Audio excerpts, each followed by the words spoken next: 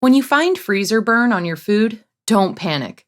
It's still safe to eat, but freezer burn may affect the taste and texture.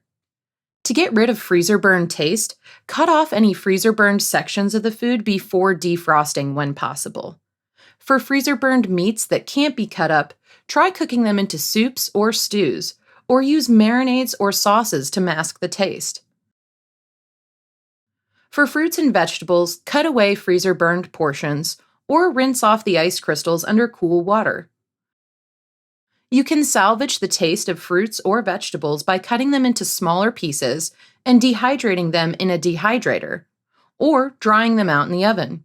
Smoothies with plenty of other flavors added are also a good option to mask freezer burned taste on fruits and veggies. Freezer burned bread is a perfect candidate for French toast, as soaking the bread in milk and eggs will rehydrate it and remove freezer burned taste and texture. Another way to repurpose bread with freezer burned sections is to grind it into breadcrumbs. Ice cream can be saved by simply scraping off the top layer of ice crystals. Freezer burn occurs when food is exposed to air in the freezer, so wrap food tightly before storing it and avoid refreezing.